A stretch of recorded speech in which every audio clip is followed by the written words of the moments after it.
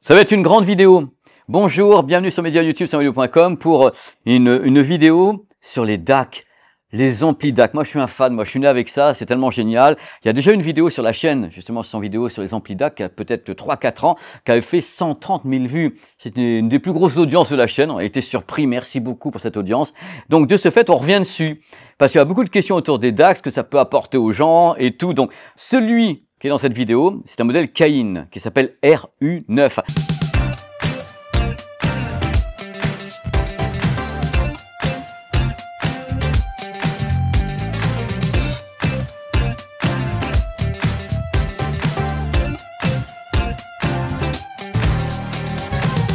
Alors, je tiens à dire un truc tout de suite, c'est que le prix m'a beaucoup surpris. Ça fait traiter l'achat, mais là, j'ai pas le choix. Ça fait traiter l'achat. Le prix m'a beaucoup surpris par rapport à ce que je vais vous dire de ce produit. Le produit coûte moins de 600 €, le Cayin RU9. Alors, le DAC, ça sert à quoi? Imaginez, vous avez par exemple un PC formidable, un ordinateur, un Mac, et le son quelquefois, ouïouïouï. Vous pouvez connecter l'ordinateur directement d'USB à USB en utilisant le DAC, et le DAC va convertir le son numérique en analogique. Mais attention, avec des fonctions plus évoluées que ce qu'on a sur un ordinateur ou certains systèmes. Donc, le DAC a cette utilité d'avoir une meilleure conversion numérique analogique pour pouvoir justement relier le DAC, par exemple, à un bon casque, comme celui-ci, un casque Meze, qui est là, donc vous allez avoir un son super à partir justement d'une source numérique, quelconque soit-elle. Donc l'idée à la base pour un DAC, c'est d'offrir la meilleure conversion numérique analogique possible qu'on trouve pas forcément sur tous les systèmes.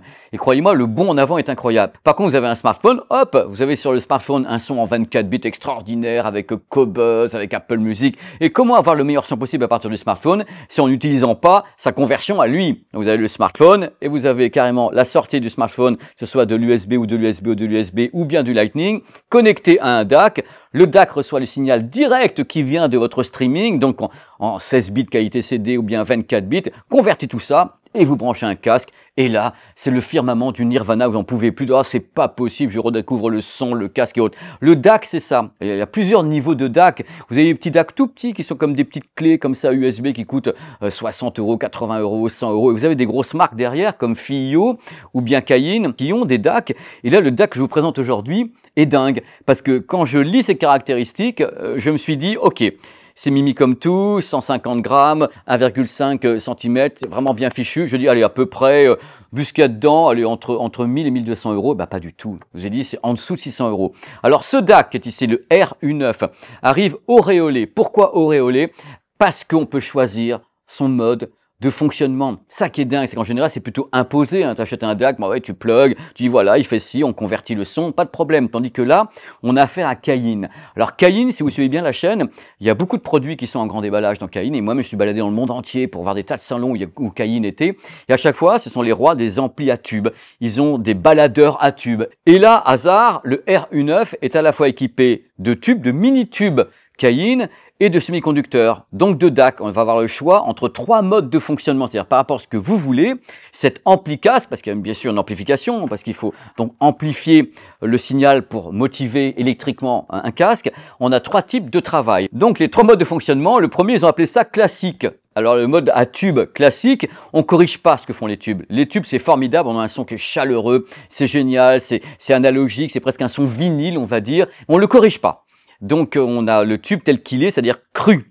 Voilà, ça peut créer un peu de distorsion harmonique, ça peut avoir des petits trucs comme ça. Deuxième façon de fonctionner, ils ont appelé ça moderne. Alors, côté moderne, c'est qu'on laisse pas le tube travailler de façon crue, on retravaille un petit peu le son, on module le son, on fait une boucle pour injecter le signal au début, pour avoir un son qui est modifié. On va donc travailler sur la distorsion harmonique, des trucs comme ça, on va donc avoir un son qui est plus précis, qui va garder sa chaleur, mais il va être modifié.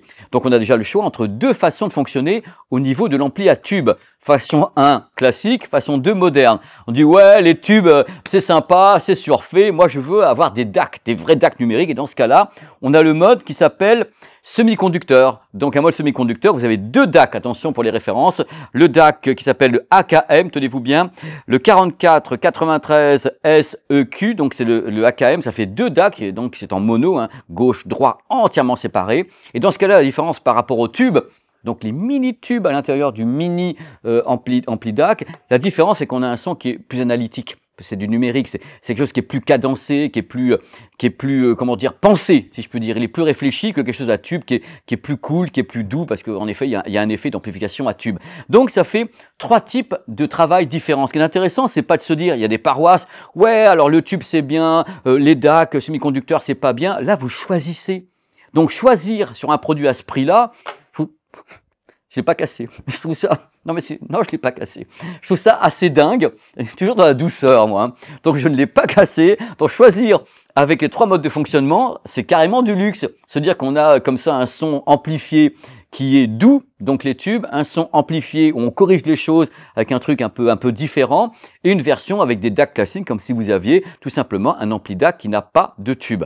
C'est quand même grand genre, hein. Donc c'est ce que propose ce produit. Bien sûr, l'idée de base, c'est d'entrer dans ce produit directement par le port USB ici, donc d'envoyer un signal qui vient en effet d'un ordinateur, par exemple d'un smartphone, c'est nickel.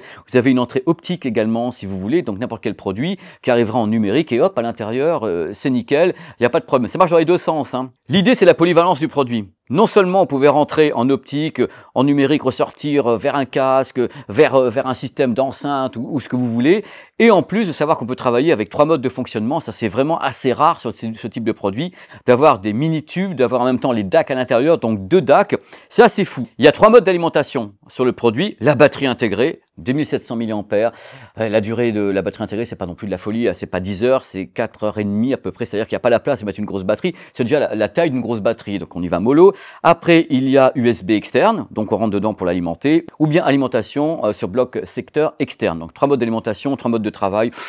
On est quand même sur quelque chose qui est quand même important. Alors, l'isolation contre les vibrations est quelque chose d'important également. On a de l'électronique à bord, on a des tubes, donc c'est isolé contre les vibrations. N'oubliez pas ce que j'ai fait tout à l'heure, donc il était éteint, donc ça va. On a une molette super hi-fi, justement, regardez la molette qui tourne ici, je pense que Nicolas va faire des gros plans sur la molette, ça c'est un truc très noble d'avoir ce type de molette qui a été justement beaucoup utilisé sur certains baladeurs comme Astel & Kern, qui travaillent beaucoup avec ces molettes qui sont vraiment nobles. On a un afficheur qui est tout petit, hein, 0,95 pouces, écran couleur pour avoir des petites indications sur le type de signal et autres, et le niveau de volume, donc c'est très très bien fait.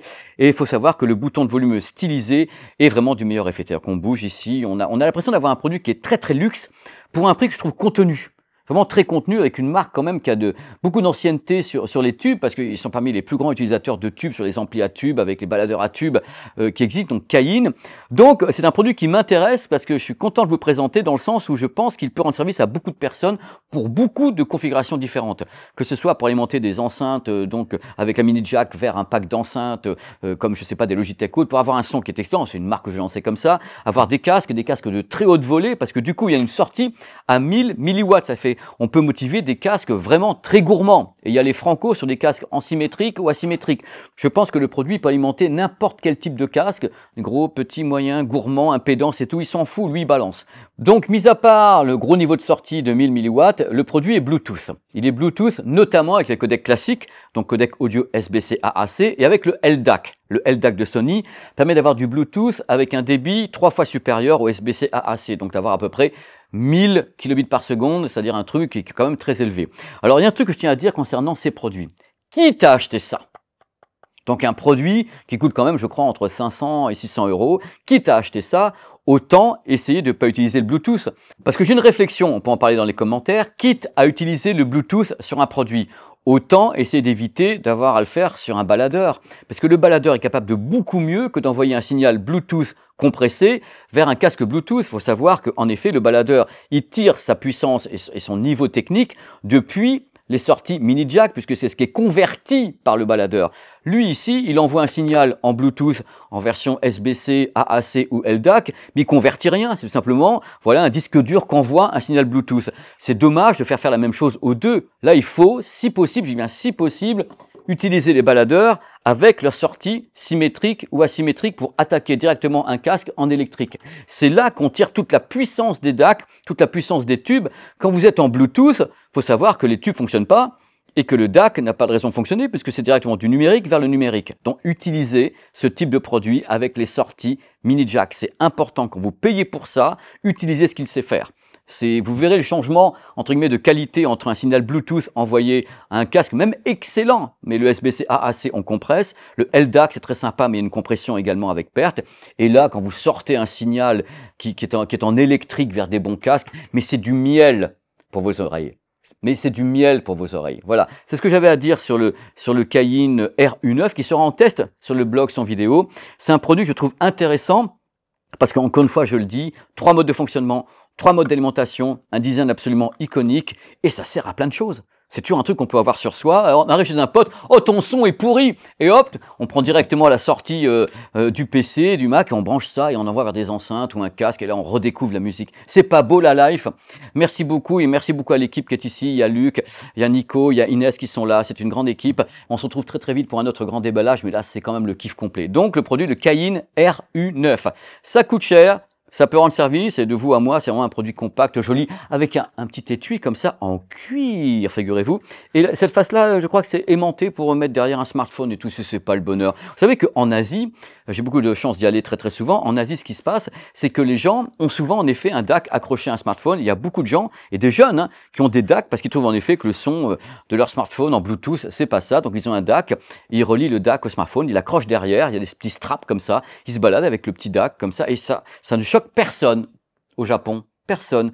Donc voilà, soyez pas choqués, c'est beau, c'est joli, c'est le Cayin RU9. Ça c'est téléachat, c'est la fin, c'est pour moi. Allez, ciao, bisous.